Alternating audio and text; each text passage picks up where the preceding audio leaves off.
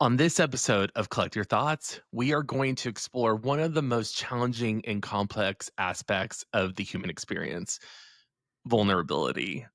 Whether it's finding a way to show up emotionally open during a hard conversation or simply asking for help at the grocery store, vulnerability is the epitome of easier said than done.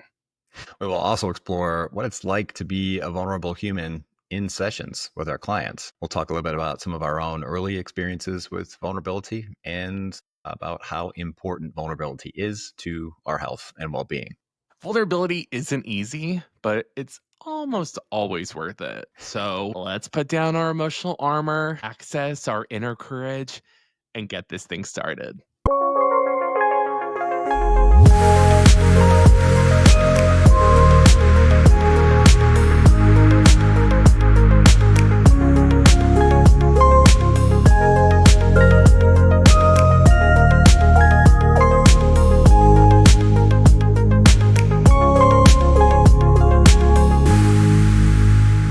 Welcome to Collect Your Thoughts. I'm Sean Millhouse, licensed professional counselor. And I'm Jason LeCompte, also a licensed professional counselor. What's up, Jason? What's up? How's your Sunday? I always have this generally, I would say love-hate, but it's more on the hate side because it's just like the weekend's over. Sundays, they just hurt. It doesn't matter if I have a really relaxing weekend. I just get the Sunday scaries real bad. And yeah. So anyway, how about you? Yeah, we went out to a nice dinner last night. I had a couple of beverages. I feel a little slower this morning, but I also got good sleep and I got to work out in this morning. So Nice. yeah, just feeling, I don't know, just kind of relaxed right now. I don't have the scaries yet. They usually kick in maybe around like 6 p.m. Oh, I mean, that's when I'm in terminal stage, scary, like Sunday crisis scaries. panic mode. Sure. I mean, it's not panic necessarily. It's just just because, yeah, I have nothing else productive to say there, but yeah, it's Okay, not fun. Sure. Yeah. And maybe just even saying that for some people is a vulnerable thing to say, to admit that the beginning of the week, as much as you might like your life, might like your job, all those things, it's still like, oh yeah, I have to go and put on my brave, getting stuff done face, my adulting face. Yeah. Admitting to uncomfortable feelings that can feel vulnerable, I think is kind of what you're talking about, right? Yeah. I mean, just even accessing them, talking about them, Sure. Because sometimes it can be really, uh, I think, boohooed on to it can seem overly negative to talk about things that are difficult, and Yeah. it can definitely swing too hard in that direction. But at the same time, it's also what's real for a lot of people. Yeah. You know what? I feel like there's a lot of layers to this. Like maybe we should just talk about vulnerability today. What do you think? The reason I wanted to talk about vulnerability today is I've been thinking about all kinds of topics that I want to engage in on this podcast. And every time I would get to a subject, I would have a lot of different thoughts, but beneath all of that, what really is at the crux of most of these conversations of challenging things is the act and practice of vulnerability. And especially, this is episode number 10, which is, Yeah. we are still infants in the grand scheme of podcasting, Yeah. but it's also kind of a big milestone for us in Yeah. this little thing that we're doing. So, with our first episode being on connection, I really wanted and liked the idea of talking sort of in a full circle way of how vulnerability is essential and probably the real birthplace of legitimate, real connection. Yeah. And I, thought that would be really cool for us to talk about today. What do you Yeah. think about just in general this topic? I mean, it's one of my favorite. It's the buzzword. It's probably happens in my office the most.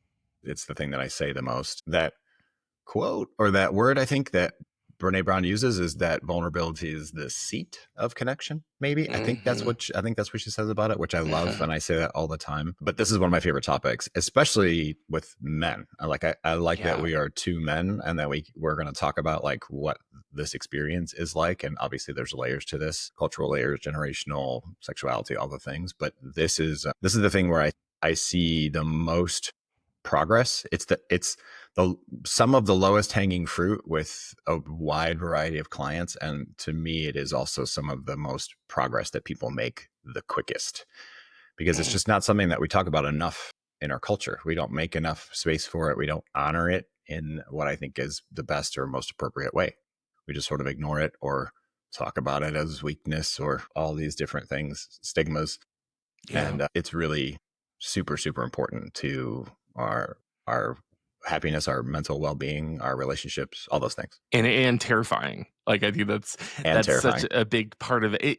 While it's probably one of the most rewarding things that we can do, accessing and practicing vulnerability, Mm. it is also deeply uncomfortable Mm. and Can be. very, I mean, well, okay, let's just jump into it. Yeah. Yeah. So, well, let's first define vulnerability. Well, I would say the interesting part about vulnerability is that I think if you fast forwarded maybe 30 years ago, 20 years ago, even, vulnerability would be a weakness, Mm. something that you want to protect, something you don't want others to have access to. Mhm. A lot of times, I think it would be used in combat. Oh, what's that opponent's vulnerability? How Mhm. can you make sure to knock them down somehow? In this iteration, I really wanted to focus on the definition of vulnerability in the sense of what our good old gal, I would say the queen, the goddess of Uh-huh. vulnerability, Brene Brown, her definition of vulnerability, Mm. and really let that form the conversation while also then eventually jumping into some of the other past or other considerations around it. So If Beyonce can be Queen Bey, then Brene Brown can be Queen Bray. I'm not co-signing that joke. Come on. No, That's a good one. that's even too grandpa for me, All folks. right, okay. Brene Brown's definition of vulnerability is essentially uncertainty, risk, and emotional exposure is at the heart of it, Mm. which just again, uncertainty, risk, and emotional exposure. Mhm. When you think about that, when that comes to mind in terms of engaging with uncertainty, risk, and emotional exposure, what does that experience feel like for you, Jason? For me, I think still, even with the place that I'm at in my life and the growth that I've had and the knowledge and experience that I have as a therapist, like it still feels scary. It Mm, still feels like open I'm opening myself up potentially to injury, to some sort of heartbreak, some sort of emotional injury. And I think that's what a lot of our clients experience as well. yeah. Yeah. That's my gut reaction to that. Yeah. When it comes to, yeah, when I'm thinking about, like, when I really think about the word uncertainty, Mm.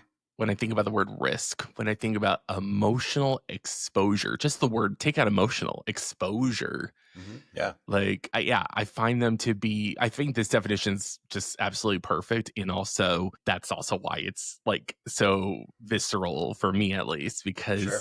uncertainty, while it is probably one of the few constants in our lives that there will always be uncertainty, it Mhm. is still scary to look at it dead in the face and be like, yeah, you're always there. And I just have to live with it, um, and admit Yeah. to that. Yeah. Learning to do things scared, learning to do things while Yeah. we're afraid. That feels like one of the ways through this. But I'm going to layer on her quote that she talks about when she defines vulnerability. She says it sounds like truth and feels like courage. Mm, That to me is really poignant. that's great. Yeah. That is like when I feel like I'm about to say or do something where there's an emotional risk, an emotional uncertainty to it. That's what it feels like. It sounds like it is absolutely the thing I need to do, and it is the thing that I'm going to have to do scared. Mhm. Yeah. So that's just my favorite way to talk about it. Just with myself, my friends, my personal life, but also a lot of times with my clients too. Yeah. Yeah, well, and that absolutely, I think that's what leans into the risk part, right? Uh-huh. Is, risk is real risk. Like, yeah, there are definitely various degrees of risk, but I would definitely say true vulnerable risk Uh-huh. is one where you kind of have, like, you're on the edge of the cliff, and you are like, "I can leap, or I can Yeah. stay here. I Yeah. really wanna leap, but I'm Yeah. really terrified about what's gonna happen once I do take the leap." Uh-huh. When it comes to vulnerability, I definitely think it's important to think about what are some of the points in our lives where maybe we could really say we maybe first remember vulnerability in a Uh, significant way, yeah. or also like where it's been impactful for us. Uh. Jason, do you have any examples of your first real access points to vulnerability, even if that maybe wasn't the language you used? Yeah. If we're going back in time, I used to hang out with a really good friend of mine from high school. We were super tight, and we would this is so funny. We were, I don't know, 17, 18, 19, somewhere in there, late high school, and maybe even like the year first year of college. We would hang out at this like uh, it was like a retention pond or something in a local neighborhood. It was kind of like in between, kind of in between where we both lived, and we would just kind of walk around and sit around this retention pond and smoke cigarettes and just talk about like life, talk Mhm. about like what was scaring us and what we're going through and what we like and who we like. And it just was this really sort of one of the first times in my life I remember being vulnerable with somebody like that, like outside of my family of origin, which was, it was cool. It was super like connective experience. It was, I remember, Yeah. it feeling like, looking back, it was very like bonding. We were very close at that time. So yeah, so that's maybe as far back as I can remember. I mean, as a little kid, like, I don't know, this doesn't feel as relevant to me in terms of some of those formative experiences, but that one I remember, like, that was me becoming an adult and having like an adult, forming an adult attachment, an adult connection. What about you?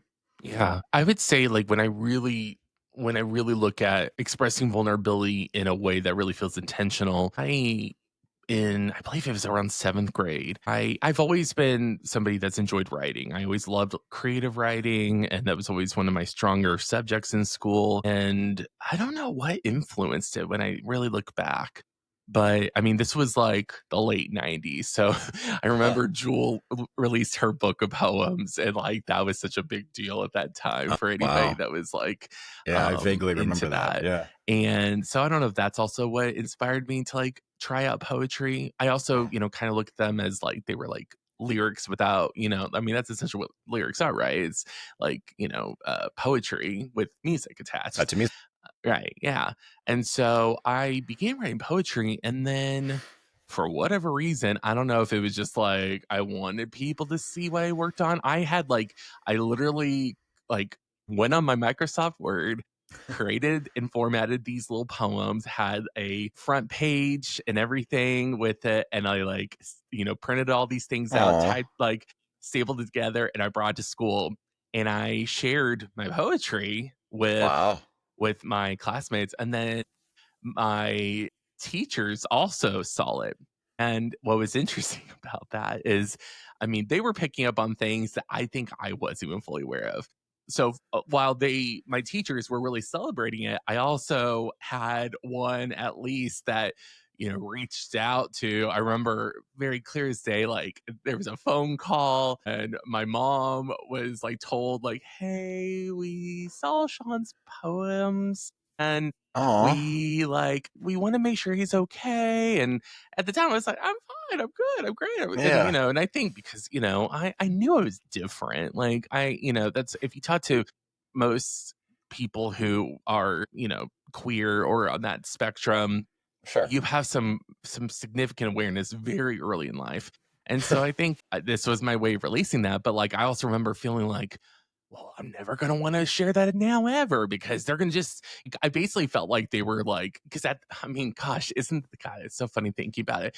Like how I was like, what you want me to talk to the school counselor? And here I am fucking counselor. Ah. Like, it's just I remember being this was, this Yeah. was the '90s. So the idea of going and talking to the counselor, oh my Felt. gosh, what's wrong with you? You must be a freak. You Oh, have to go yeah. talk to the counselor. It was not like I think nowadays where I'm sure obviously there's still like scariness and stigma to it. It Sure. was really not talked about then. It was Oh, yeah. not talked about that you went and talked to a school counselor, or if it came up, like people really went, ooh. Yeah. So that was definitely the first time I got really great response and people talking about like, oh, you should really keep writing and I want to see more. And so that became a whole thing, and that was really vulnerable. But then also, and just briefly talking about like I've said before in high school and early college, I was in theater and choir, and to participate in that in a real way is incredibly vulnerable. Every Mhm. single time you get on stage, especially in front of your peers, it is such a like, oh my gosh, what if they think I'm bad? What Mm. if I make an ass out of myself? What if I'm not as good as I think I am? Like you just start thinking about all those things, but Sure. you go through that whole process and then you bond with this whole theater family, and then all of a Mhm. sudden all of you are putting on this show for the public, and that's deeply vulnerable because Mhm. what if this thing that you are putting so much of your heart and energy into, what if it's not good? What if they don't like it? And that's even, conceptualizing that as a high schooler and in college. Yeah. And so that to me, like those were really vulnerable moments, like deciding I'm going to put myself out there in a real way. Yeah. Yeah. I came to theater a little later, but as a young adult, I learned that some of the way to, I guess, face, I was going to say embrace, but that's not really right. It's really face that emotionally risky feeling. I was encouraged to be willing to look like an ass on Mm, stage, be willing to fall down and make a fool of myself. yeah. And that helped me to really like lean into the level of emotional expression and risk taking that's involved in creating a character and creating a scene or a theatrical production. And that really helped. I had to, it was tough. It was tough to overcome, but I had to really go, yep, I'm going to go out there and I'm going to try this thing. And they're either going to love it or they're not, or right. Like it's a huge risk. It feels like a huge risk. Yeah. Well, saying everything that we've just said about vulnerability, Mm. who do you see as an embodiment of vulnerability in Huh. your life? Like, who are some of the people that when you look around in past or present that you really see that, witness Yeah. that? Yeah. It's a good question. I feel like it's the people that will willingly share those softer feelings with me, the fears and the hopes and the hurts that you don't ordinarily hear just from an average everyday acquaintance or a workmate or things like Mhm. that. And so I feel like I have a couple of friends that I really cherish that really do set a really good example of this. And they'll tell me when they're having a bad day, or they'll tell me when they need help, or tell me when they're afraid about this, that, or the other. And those are the relationships I really do. Like I said, I cherish them. They're the people that I feel the closest to. I feel like I can trust Yeah. the most. Yeah. What about you? Yeah. So when I really think about like, I've definitely had people show up in vulnerable ways in my Mm. life. But I think for me, the person that comes up that really like I see it every time through their Mhm. artistry is shocker, Taylor Swift. Mm. Um, her lyrics feel like a peek into her. I mean, truly, they are her diary entries sometimes, Sure.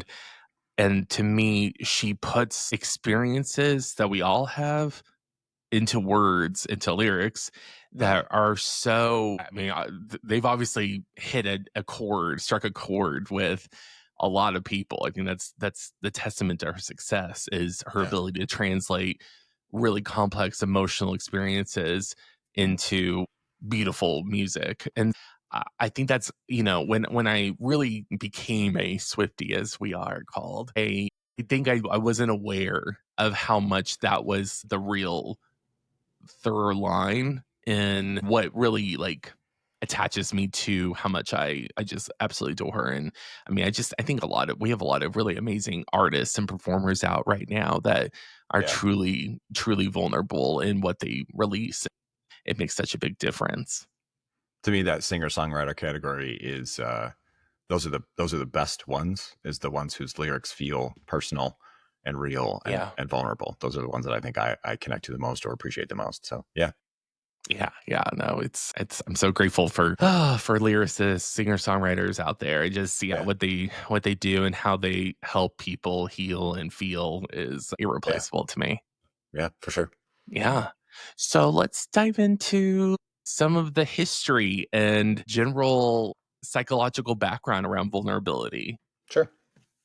It really, in terms of vulnerability being as to what it is today, because as I mentioned at the top of the episode, Mm, vulnerability was typically expressed as a weakness, as the mm, thing to defend, to hide, to conceal. And around the 1950s, humanistic psychology was really becoming at the forefront, and pioneers like Carl Rogers emphasize authenticity, openness, and unconditional positive regard, mm. really laying early groundwork for understanding vulnerability as part of healthy relationships and self growth.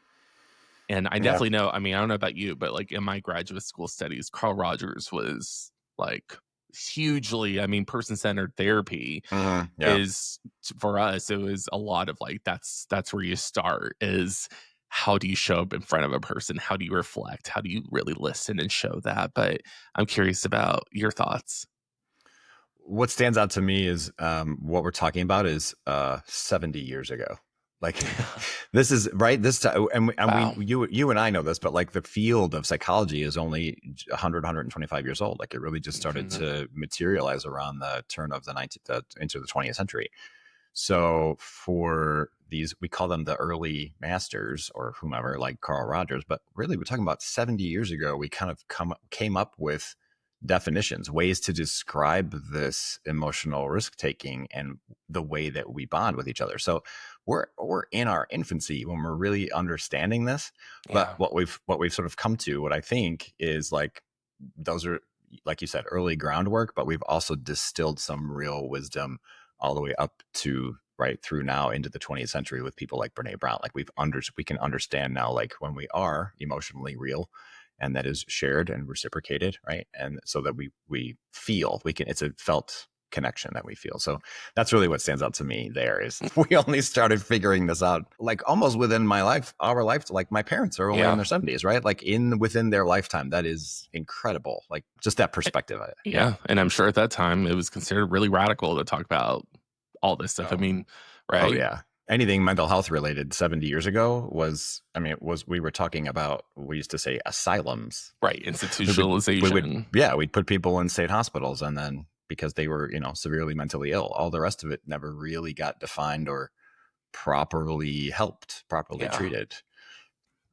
Intense to But think yeah, about. Carl Rogers was great. Like I enjoy also the thing that stands out for me with him is authenticity, and that's, Yeah. as you know, one of my core values. And Yeah. so to be authentic, I think is to practice vulnerability. You're going to show up as yourself and not apologize for it. That's taking an emotional risk. I'm asking you to appreciate who I am for who I am, and if you can't, then I'm going to be rejected, and that could hurt. 100%. So then we get into the 1960s through the 80s, and this is where attachment theory and emotional needs Mm, really became more of a forefront in psychology.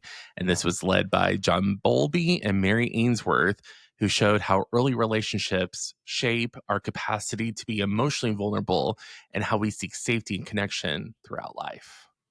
Yeah, we started to see how that's conditioned or transmitted from generation to generation.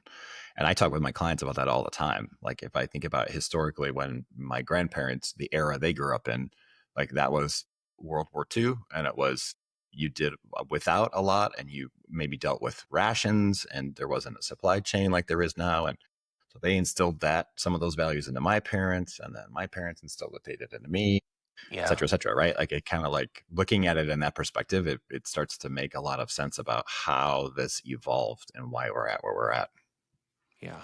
Well, and I to imagine too, like, I'm assuming I'm fairly certain both of those individuals are deceased at this point in time that were mentioned above, is Mm, that, uh, I mean, attachment theory has become such a, I mean, people talk, what's your attachment style? Like it is such a It's almost a thing now. cultural pop like buzzword. Yeah. Yeah, and Yeah. so I have to imagine how, like, both interesting, but also, oh, damn, like, it's something that, like, became something way bigger later in Mm. life, like, or post-life, and how interesting that is when it seems like terms finally are, I think, adopted or are able to be digested in a way that maybe they weren't when they Mhm. originally were discussed and released.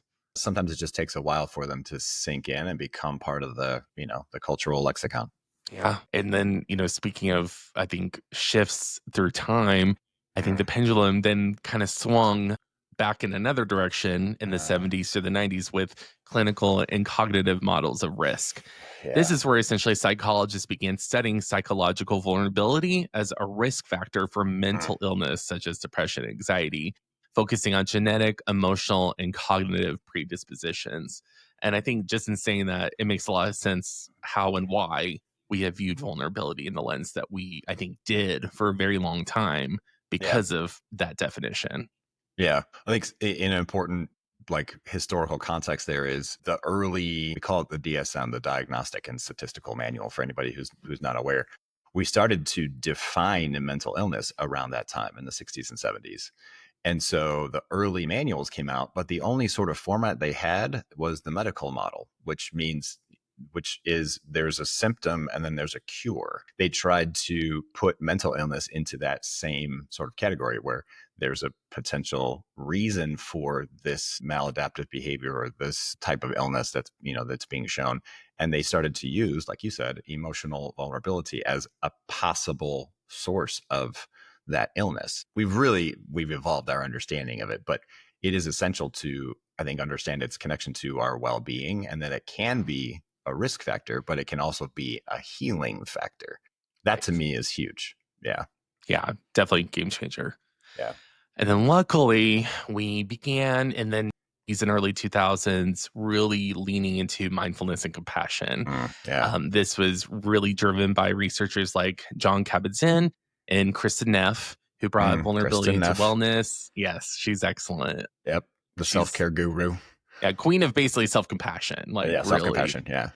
She brought vulnerability into wellness, promoting openness to painful emotions through mindfulness and self-compassion practices. Yeah. Um, yeah, this seems to be when the tide started turning, but also I do remember a lot in 90s TV and films, sort of kind of like the initial discussion around mindfulness. And I think people saw it as very like frou frou and like, hippy dippy, which obviously it can be, but it definitely is very different, I think, now how people look at it and use it. Yeah.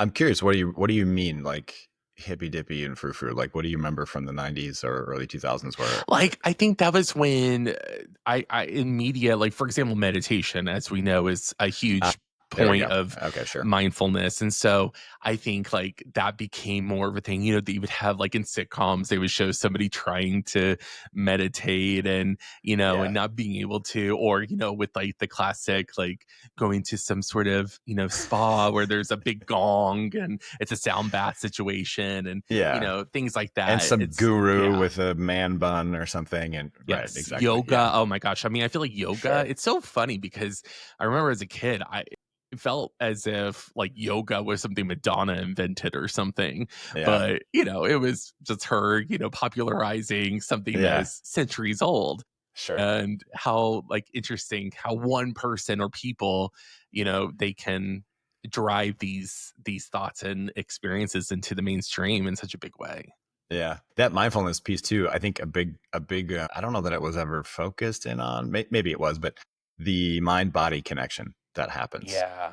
You were talking about yoga, and I think about yoga sort of in the same context as like massage. And I remember two instances where, like, we're what we're talking about is essentially like emotional vulnerability. But I've had a massage where something was let loose, some muscle, something I was holding on to. And in that one particular massage, like, I remember tears coming from that Wow. release. So, like, there was a physical connection to something that I was trying to protect. And in vulnerability, I was trying to hold on to. And when that therapist tackled that knot and I let it go, like tears came out. I wasn't sobbing, but I was like, whoa, it felt like an emotional release that Yeah. was tied to a physical release. So that late 20th century, I think that's kind of where we started to really focus in on that crossover, that mind body connection. And then we get to the aughts through the Yeah.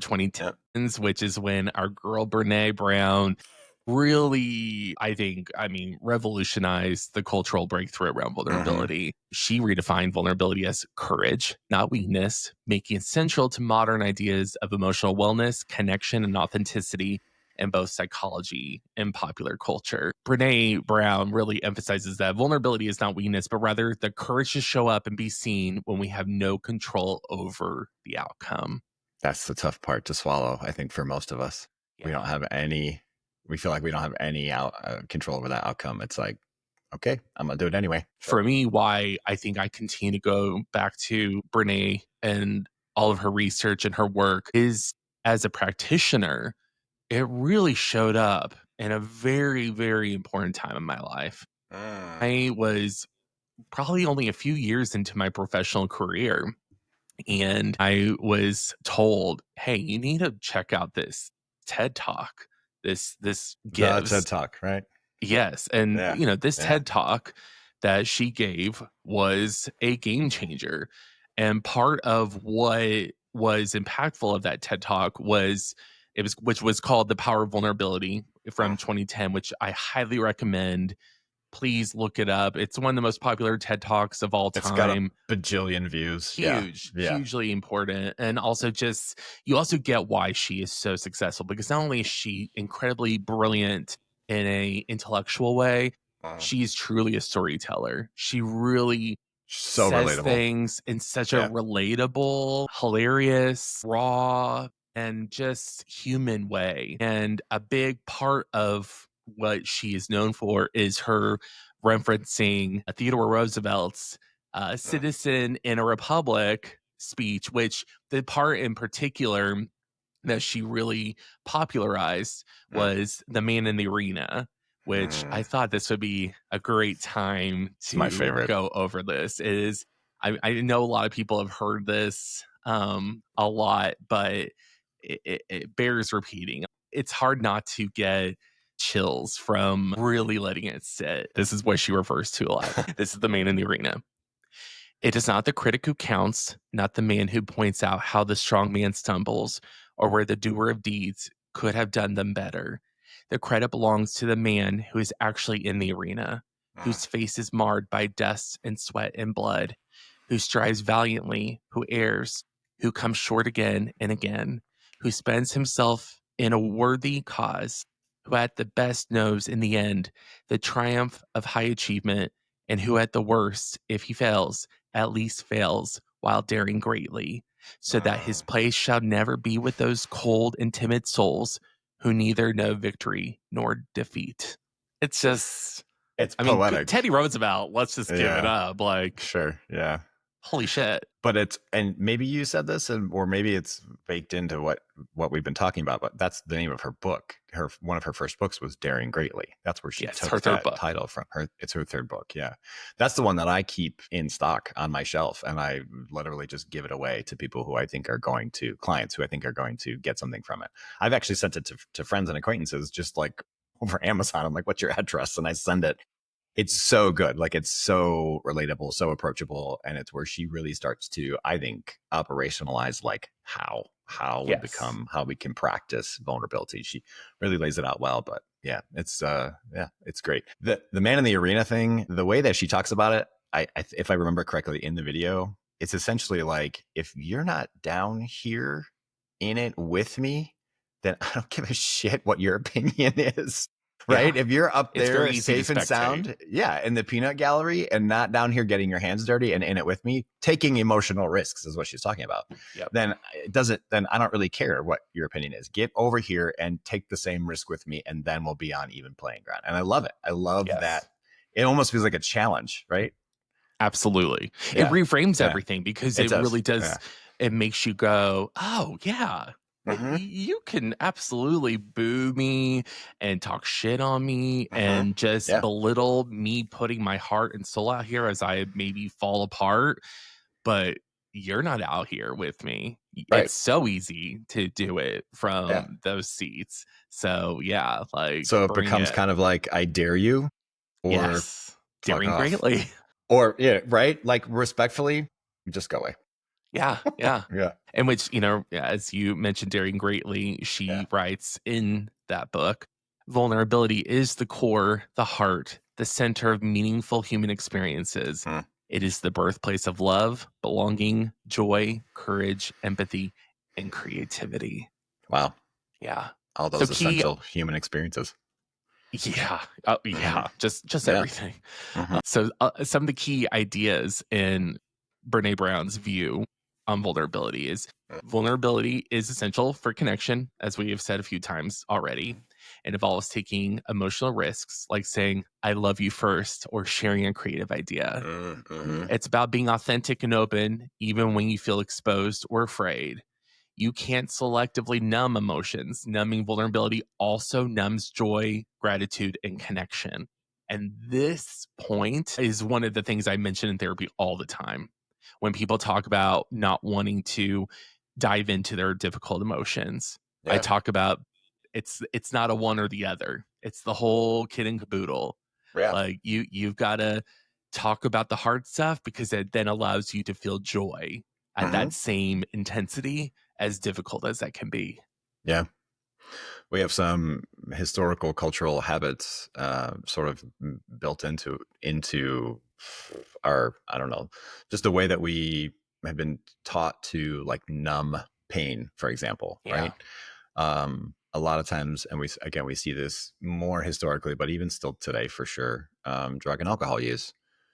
We might have gone through something difficult, or we might be experiencing something difficult, and the go-to, the whatever it was, that the habit is that we have a beverage, or we smoke a joint, or we take a pill, or we, right? And that, if we're not ever really letting ourselves feel the depths of that pain, then we Yeah. don't ever really heal from it. And then we know also, like you said, we never can never really access the heights of joy and excitement and anticipation. So it's definitely the thing that I focus on with clients is selectively numbing is just not a thing. It's not effective. Yeah. Yeah. How would you say that redefinition of vulnerability has changed our field? That's a, gosh, that's a huge question. Yeah. I think it's probably if I'm looking at someone's total wellness, I don't think I can ignore the depth of their relationships. So maybe so Yeah. there's a kind of a teaching tool that I use, especially when I'm talking around this or about this. It's the levels of conversation. Have I ever talked to you about this? Yeah. Yeah. So just a real quick rundown, just for anybody listening. So the five, what I see, the five levels of conversation, and they get deeper, they get more vulnerable as you go along. So it's small talk, right? When it's talking about the weather, whatever, facts or events. This might be like what's for dinner, what's on the calendar, that kind of stuff, and then thoughts and opinions. And we kind of exist in those three with most of our acquaintances. But our inner circle is where we start to express feelings, emotions that we have. So it's feelings that I'm having, like I'm sad or I'm happy or I'm excited. And again, not just sharing that with anybody, but that's where I'm starting to trust somebody and I'm saying my feelings. And then the deepest connection that we have is when we can express our feelings about the other person or about the relationship that we have with them. That's where we say stuff like I love you or I miss you or I'm sorry. Like that's where we get to. That's our deepest. And so when I'm talking about wellness and well-being and helping somebody heal through something, their relationships, I think, are an essential part of that. And Yeah. vulnerability is, for me, a measure of the quality, the depth of those relationships. And so I can't ignore that when I'm helping somebody through something. I need to know that not only is it happening, am I asking for it in session, right? Am I asking for somebody to go to that level and tell me their pain? But also I'm wondering like how it works into how they're managing through a daily basis in their relationships or in their work or in their whatever else they're sort of connected to, right? How can they Yeah. be aware of what they're feeling and express it appropriately instead of maladaptively or however else it kind of comes out? So that's my long-winded answer, but I feel like it's essential to our field at this point. Yeah, yeah. It Yeah. it definitely has been a game changer. And I love it that it has, Oprah, as many Mm, people have lots of thoughts about Oprah. Oprah was one of the early adopters of Brené's work and really gave it a huge yeah. platform on I her forgot about that. show. Yeah, you're right. And, so because of her, I think the message got out even louder. And so I'm Yeah. really grateful for that exposure. Hmm. And then to tie it back to what you were saying about how it shows up in their relationships, one of the things that I think it's in Brené's book, Rising Strong. I Hmm. believe in there is when it might be in Daring Greatly either. It doesn't matter. It's in one of her books. Is that she talks about the concept of counterfeit connection. And that is Hmm. essentially saying we at times can either try to bond with people or overshare in a way Oh in yeah. terms of trying to develop connection sooner than it authentically can actually occur. Right. And that's not real vulnerability Right. because you have to do the work with that person. They need, and you have to do the work to show you're actually a safe place. I'm a safe place. It's warranted. It's not just something you're doing for show, but it really is work that is meaningful and authentic, not Hmm. just trying to force connection. And I think that's something that when we talk about are you able to access that in your daily lives, Hmm. it's really important to say, are your connections real or are Hmm. they maybe counterfeit connections? Sure.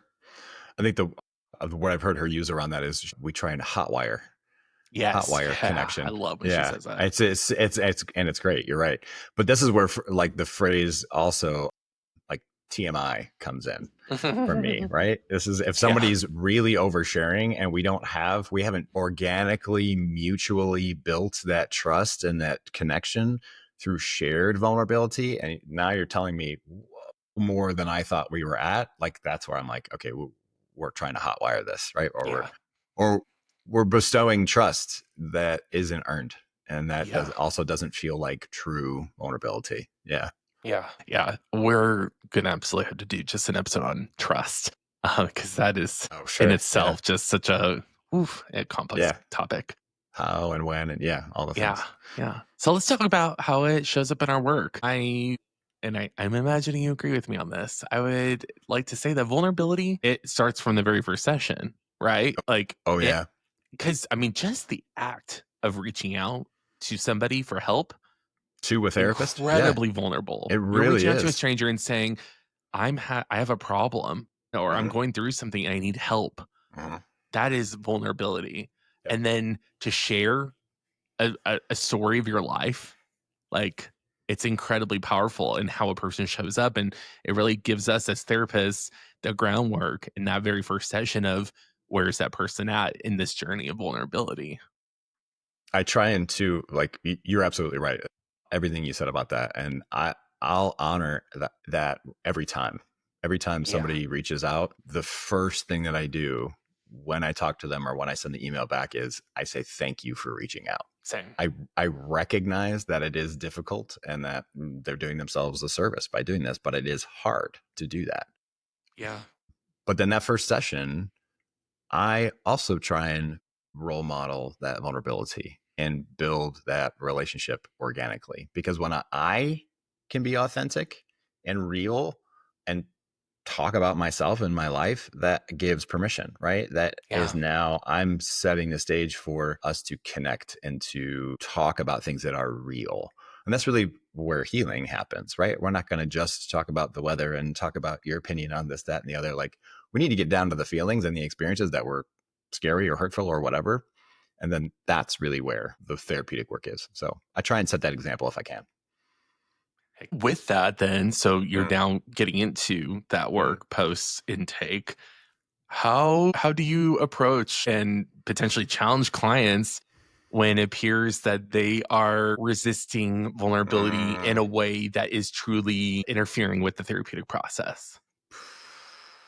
Yeah, that's a good question. The answer is probably lots of different ways. It probably is going to be I'll find the answer somewhere in the relationship that I've built or that we've been building. Yeah. But a lot of times, for me, and this isn't palatable for every client or even for every therapist, but Hmm. I will sometimes what I say is I will zoom out. We'll be in it and we'll be talking, and it's this content or that, whatever. And I'm not really feeling the vulnerability, the trust, the connection that we're actually getting to where I think would be useful. And so I will zoom out and I will just talk about the process of like how we're doing Yeah. this and the what I'm feeling when that person is sharing with me, and what I'm hoping for potentially about this next level, and what I think might be helpful if we explore this, that, and the other. I know I'm giving kind of a vague answer, but like No. that to me is it's we talk about the process. So I come out of the content and I go into the process and I go, what's going on here between you and I? Because this is likely happening everywhere else with that person and Exactly. all of their other relationships. So let's examine the process. Like, how are we talking to each other right now? And do we need to shift it? Yeah. Yeah. What about you? Do you have other ways that you explore that too? Yeah. I mean, I think, part of it is when you've been in this work as long as I have, you Mm-hmm. really do develop a sixth sense of sorts when you can tell there's something missing from the story. There's something Yeah. maybe being withheld, or even maybe that person doesn't even realize they're hiding from themselves, which Yeah. often happens. Yeah. And so when you begin to sort of, it's same, zoom out Mm-hmm. and really say, like, here's how this adds up and here's how this adds up, but where's the link? Where's the Yeah. link There's a between gap. that? Yep. Yep. There's I a do that. Yeah. gap. Same thing. Yeah. Right? And what do you think about that? How Mm-hmm. does that show up? And then even I'll just, maybe if I'm really curious specifically to put it into words of vulnerability, I will say, okay, here are some examples of vulnerability that I've witnessed in my work or in my own life. And when you think about those examples, what does that make you feel thinking about doing that in your own way yourself? Yeah. And usually by that person's response, you Yeah. can get a N- lot of information from Now them we're knocking on the because, door, right? Yeah. yeah, they're like, "Oh, like, it's kind of paralyzing." And I'm like, "Yep, Yeah. that's it. That's right. Mm-hmm. That right there. That's exactly where we need to be." Yeah. Yeah. Yeah. And for anyone who's not been in therapy and who's listening to this, like that can sound scary. If you're thinking about going to Yeah. therapy and you've never been, and now you're like, oh, I'm getting an inside peek into how the therapists do their thing, and that sounds terrible. I don't want to do that. That's not every time, and that's not No. every minute of every Yeah. session. Right? This is really, we take our clients' cues and sometimes we need to push them towards their comfort edges. But Yeah. most of the time, we want you to feel safe in session. And We so, want you to come back. right. Yeah. Yeah. But that's the way that I talk about it, right? I Yes. want you to feel safe, but I'm going to ask you at times to be uncomfortable because that's the stuff we're avoiding and that we're not healing. Yeah, and that's Yeah. definitely not a conversation that you're just gonna jump into on session Right. 1, maybe not Right. even 2, 3, or 4. It might Right. be a little bit, you have to have that investment in, just like any relationship in your life. Right. We got to That build that trust. dynamic, like, Yeah. this is just a one part of that person's life, and so it can be a great way to challenge other parts of their lives through what happens in the dynamic between you and the client, Yeah. and part of that too really is about how we can assist clients with reframing what vulnerability might be in their lives. So, Uh, for example, they may not realize, like, maybe they, told someone in their life, like, I don't want to be married to you anymore. And they feel terrible about it. They uh, feel like, oh my gosh, I'm a failure and this and that. And that's, where I go, you need to understand that if that was your truth, you just practice vulnerability in the deepest, most powerful ways. And while it usually doesn't feel great at first, it is essential to you getting to where you need and want to go in your life.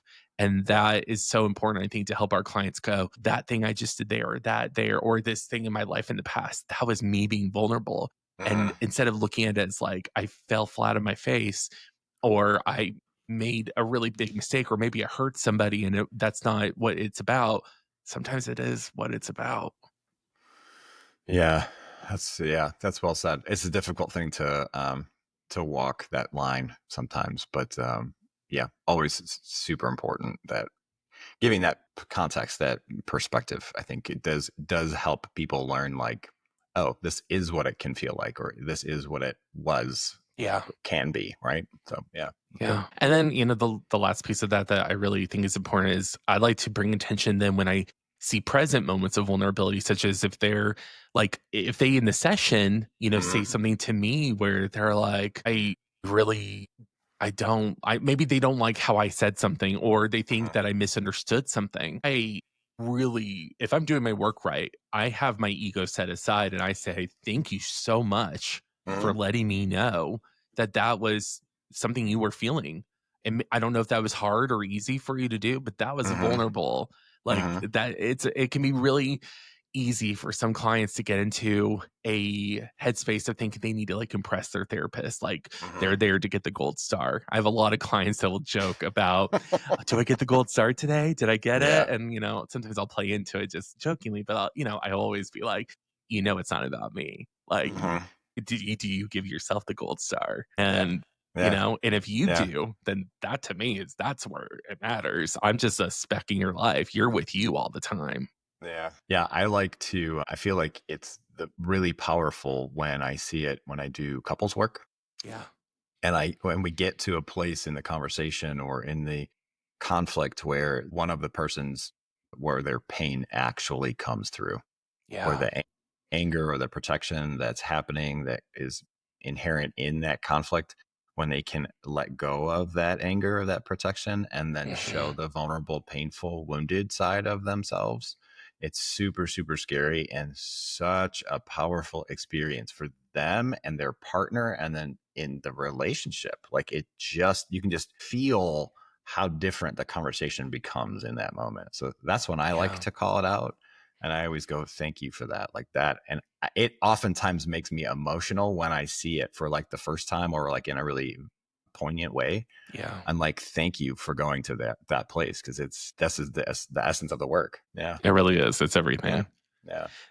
You kind of led me perfectly into this next Mm. question I was going to ask is how do you handle when your own vulnerability shows up in your work as a therapist? Well, I think historically early on, it was almost embarrassing to become Mm, emotional because we're supposed to be, what's the phrase, tabula rasa. We're supposed to be blank slates in yeah. the Yeah. room, right? For as much as we can possibly do that as a human being, to show up, like you said, without ego or without a value set or whatever, right? But also, I'm showing up authentically with my clients to create that safety and trust and rapport so that we can do good work.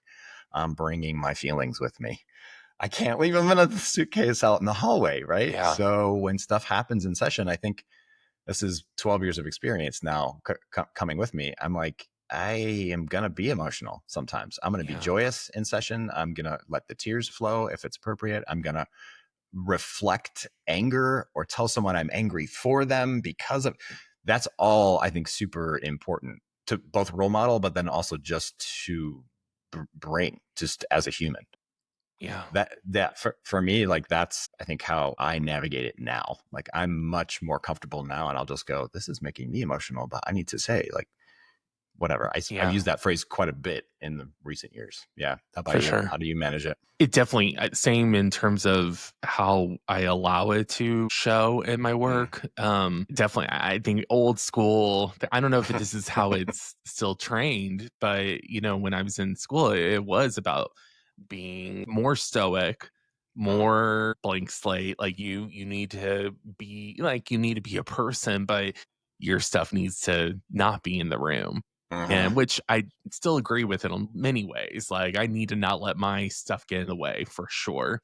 However, in the last year or so, I've experienced some really tough losses. And so there's been moments where my clients are talking about specifically, I have a real soft spot for animals and pet loss, Oh, yeah. especially. And I've had some clients, who've gone through it, and it's allowed me in that moment as they're recounting stuff, like it becomes this dam I can't hold back that just bursts Yeah. next. And I do start crying. I'm like, just, this self-disclosure, this is an area that is really Mm. meaningful to me and I know how much you're hurting right now and I'm so deeply sorry that you're in this space and Yeah. I'm here with you.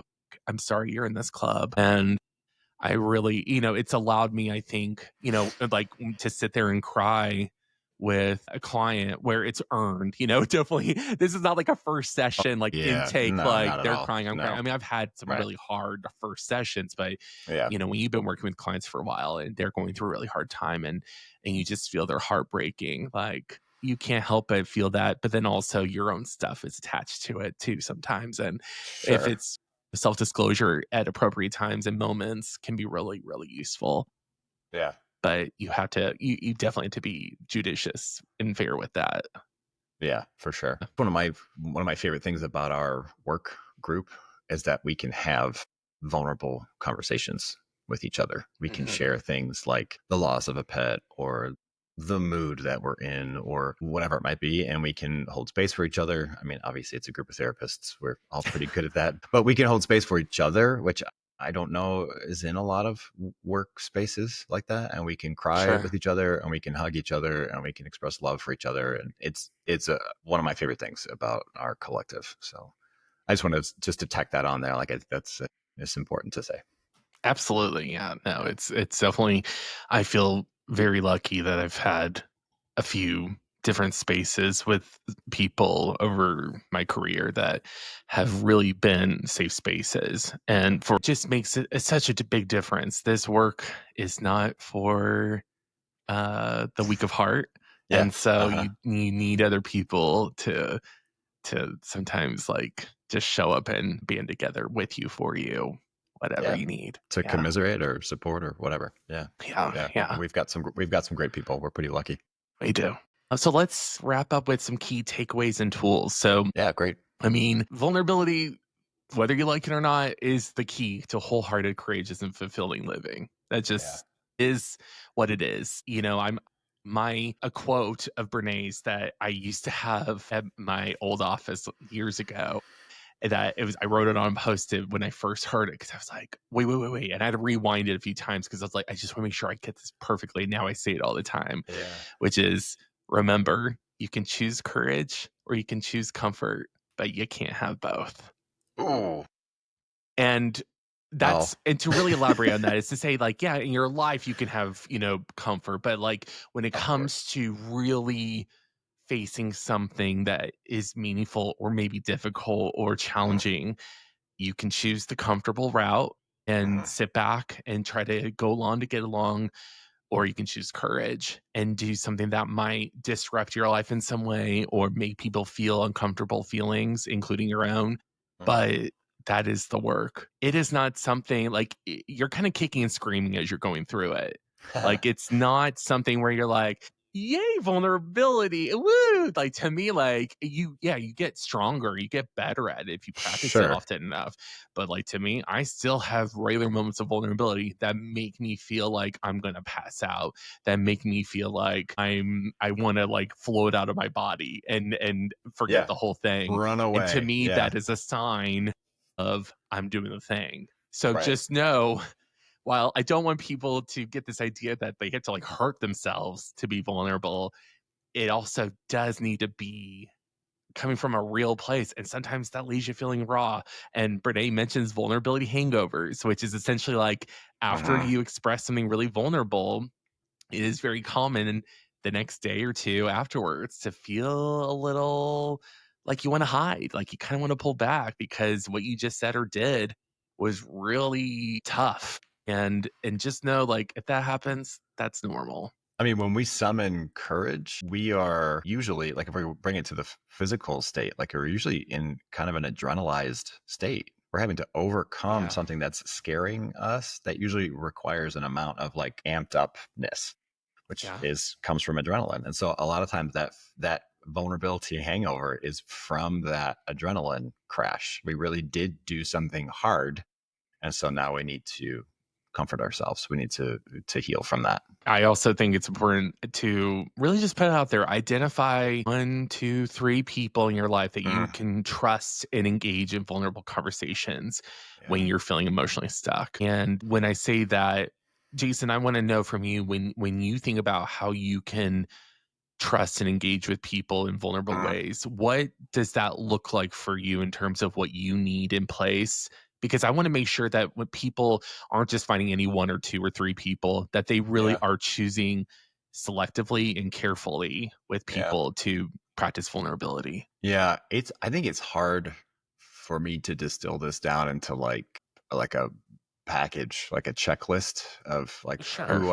who I can trust when and how and what the things I look for. But the thing I think that helps me feel the safest is when my mistakes aren't judged. Mhm. When I can be called to the carpet, so to speak, for ways in which I've let someone down, but what they're doing is offering me the chance to own what I've done and to hopefully, apologize for it or make up for it or change my behavior. Those are some of the hardest conversations to have Mhm. in either direction, right? If someone's hurt me or if Yeah. I've hurt them. But if we really genuinely respect and love each other, I feel like my mistakes are not going to be used against me. It's just a chance for me to get better. Yeah. And then when we do have that conversation and there is remorse, apology, forgiveness, the bond feels so much stronger. It feels like, oh my gosh, I really do appreciate this person and what they do for me in my life. Yeah. So that like those are some of the most poignant moments in my most important relationships is when I know I can trust somebody to like I know I can trust that it won't be used against me if I screw something up. Yeah. Yeah. Yeah.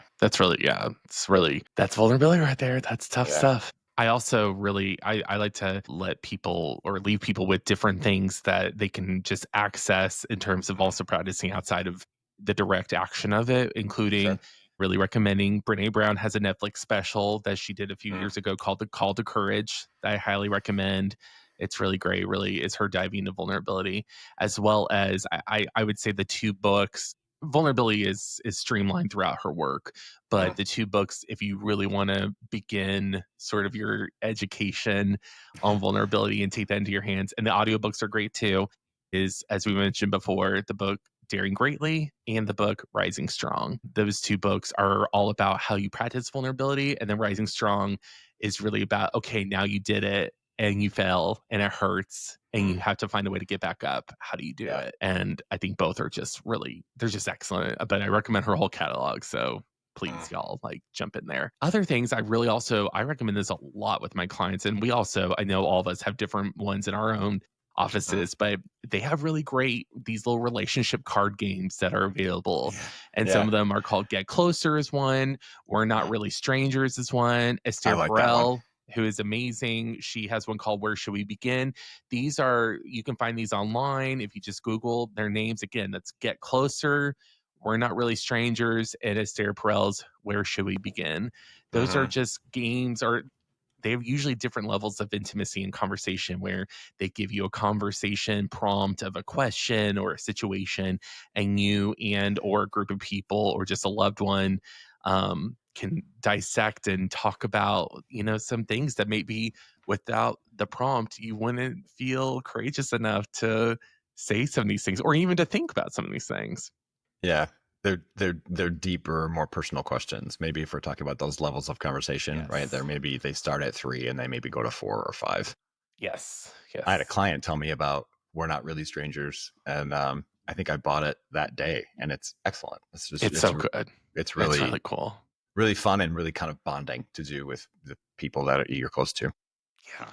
Yeah. And then really the last thing that I just, this a saying that I just love well too, really, is remember when it comes to vulnerability, when it comes to courage, when it comes to any of this stuff that is really hard, but is really worth it, is remember nothing ventured, nothing gained. Mm, And also you get what you give. It's really important because we sometimes yeah, want things to show up for ourselves. We want people to reach out to us and ask us things or do things for us or be things for us. But if you're not doing it yourself or you're not venturing in your own yeah, life, then you can't be really surprised if you don't have what you want. So yeah, practice being the person that you want to show up in your life, in your own life. yeah. You get what you give. I don't say it that way, but I talk about if you feel like something's missing in your relationship with somebody, can you put it in? The thing that Yeah. you need in the relationship. And it could very well be vulnerability, honesty, authenticity, whatever it might be. But if you really feel like it could be something as simple as a hug, right? If you Yeah. need a hug, give a hug and you'll get one back. Yeah. But that's truly what it is, right? You do get what you are more likely to get what you give. So put those things into your relationship or set the example for people. All right. Well, we have entered the secret question portion of Collect Your Thoughts. Yeah. Jason, what do you got? I thought I would continue the key takeaways and maybe ways to approach this by asking you, like, when you have to have a hard conversation with somebody or you feel like you need to bring the vulnerability, like Mhm. how do you ramp yourself up? How do you get yourself into that space to really overcome the fear and act with courage? Yeah. Usually, at least my process is Mm. typically I can sense it if it feels like it's something I can't shake. Like if I'm Yeah. going through something and it just keeps taking up more emotional and psychological space in my mind, Mhm. and I'm not able to put it aside or to be able to say, you know what, that really isn't worth it. I can Mhm. let that go. Whatever. It sucks, but it's not the end of the world. Sure. But there's some things that if it keeps coming back around, for me, the less healthy way is when I ignore that and it just sort of comes out of me like a rocket ship. Like Mm. I don't have a choice or I shut down and I'm not a functioning person. So Mhm. the release of saying it almost feels like when they say with change is that a lot of times you really can't achieve change until the way you're living becomes untenable to the point that you want to make the change. Like that's when Right. Right. we don't want it to get to that place, but it happens all the time. It happens a Yeah. lot. And so that's definitely one way. But then also I think I really try to just think about what will this maybe do for my relationship with this Mhm. person? What will it do for my life if I put this out there and it's something that is meaningful to me? And when I think about a few episodes ago, talking about like, hey, you know what? This is me sort of, if I'm the storyteller of my life, this is me creating maybe a plot twist for myself, a redirection of sorts. Mm. This is me driving my narrative by continuing the story that maybe I have been needing to tell, and now is the time to do it. And so, Yeah. if I think about it in the sense of this is how things naturally progress for my life, then I kind of see it as like, then I need to do it now. Like, what am I waiting Wow. for? Yeah. Wow. It sounds like that would take some reflection and some Oh, like it's all, I mean, I'm in my head preparation all to the get to time. the. Sure. Sure. So, Yeah. any of you Yeah. overthinkers out there, holla Yeah. Yeah. Uh because huh. I'm right there with you. But yeah, yeah. How about Okay. you? Yeah. Yeah. I mean, it's a very similar way. Like if I am thinking about something and it continues to come up in my brain, kind of the way that I talk about it with my clients is I give myself 3 iterations, 3 thought patterns. The first time it might just be an echo of what happened, when transpired between me and the other person, and that's fine. If I think about it again, maybe I'm trying to understand it or problem solve it, and maybe I'll get somewhere with that, or maybe I won't. But if it comes back a third time, something's missing, and I need more information, or I need to express the feeling about what happened, or I need some understanding. We need to work it out. And so that to me is sort of like my mirror I try and hold up for myself is Yeah. when I've thought about it 3 times or more, right? Sometimes my brain will just be kind of in overdrive. I'm like, okay, I definitely got to talk about this. But the how I sort of overcome is very similar to what you talked about. Like I will think about the relationship and how important that relationship is to me. And then if it really is important and it's worth the effort, it's worth the work that it's going to be to have this difficult conversation, I'm going to have it. I'm going to lean Yeah. into that discomfort and I'm going to lean into that effort. I'm going to make it because that relationship I want in my life, right? That Yeah. person I want, and I want to connect to them at that level. And so I'll have it. And it's not easy, but it is a little bit of like self-talk, a little bit of like pepping myself up, like, you know what, this is important and this person's important. So just Yeah. do it, basically, right? Yeah. Amen. All right. So we get into Jason's favorite part of the episode. We're talking about shout outs. Yeah. So, Jason, do you have any shout outs for today? You know what? You're gonna have to go first because I can't. I had them and in this moment I can't grab them. So yeah, go ahead. Okay. Okay. Yeah. And this just came to me today. And this Mm, comes to me. I really try to do this fairly often. Is I like to zoom really far out and be like, I want to give a shout out to the person who invented air conditioning because I just think like holy crap, like Mm, throughout time most people have never known what air conditioning was, and to know that it's just something I know I take for granted, like I really try to look at my life and go, I'm so glad I have a roof over my head. I yeah. am able to like I have a bed, like especially, where I'm not trying to, be downer, but there are so many places in the world where people do not have things Mhm. that we or I think are just everyday essentials, the bare necessities, and Sure. they're not. These are luxuries. And so when I think about it in the lens of how fortunate I am, it really does help me when I have any hard times or I Yeah. maybe in my head is I'm like, you know what? I don't have maybe some things I really, really wish I had, but I'm so grateful for the things and people that are just almost always there that Mhm. I was lucky enough to and privileged enough to be born into this world, this country, this life where Yeah. I can have things like air conditioning. So that's my shout Yeah. out. That's cool. Yeah. Ah, literally. I didn't mean to make that joke. Two shout outs. The first is I think it's to those core people in my life that I can have, just to stay on theme for a second, like Mhm. can have those vulnerable conversations with. I can probably count them on one hand. I'm grateful for that. I can have the hard conversations. They can have them with me. We still trust and love one another at the end of the day. And those people are really important to me. But I would count you on that, just to give a Thank you. little vulnerability in the moment. Yeah, I feel like Thanks. you and I can have those conversations, so I really do appreciate that. And the other thing I think is I've been really enjoying, and I've maybe talked about it in another episode, but like adult animation, like I've really, it's such a fantastic genre of entertainment these days. Yeah. Like media. One of the shows that I watch and I've actually rewatched is it's called Pantheon. It's on Mm. Netflix.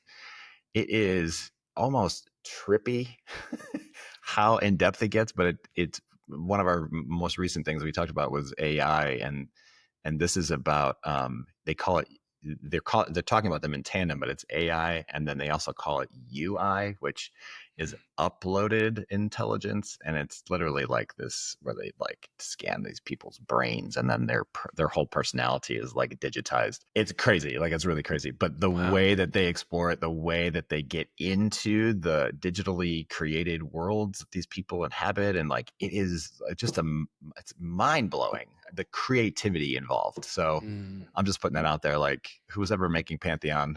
Sorry, I don't have your names. I'm not going to shout, but like, I'm shouting you out. Like, you guys, it's fantastic. It's a really great show.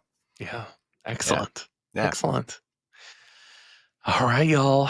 We did it. We talked about vulnerability today. yeah, And I appreciate each and every person out there who took the time to maybe sit and listen or run or whatever you're doing yeah. while listening to this episode. And I really hope you find ways to think about how can you be more vulnerable in your life? How can you maybe examine situations and see are there spaces where the bridge that you're looking for comes from within, from your own Mm, vulnerability.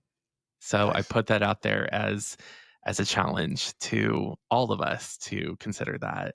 As well as I like to challenge you to tell everybody you know about Collect Your Thoughts because you know what, when you share this information it gets out Mhm, there, and that's the hope in doing this whole thing is that we're connecting and helping people maybe think about conversations or topics that maybe they normally wouldn't, or it leads mhm. to other conversations.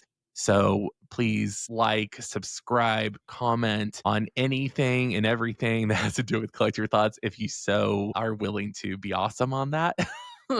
And you can find us at Bentonville Counseling on Instagram, at Collect Your Thoughts on TikTok, and Mm. you can find out lots about Bentonville Counseling Collective and Collect Your Thoughts if you go to www.bentonvillecounseling.com. All right. Well, we hope each and every one of you has a great day. And please, please, please, please remember to take a deep breath and Collect your thoughts. yeah. All We'll right. see We'll you see you next time. next time. Bye. Bye, guys.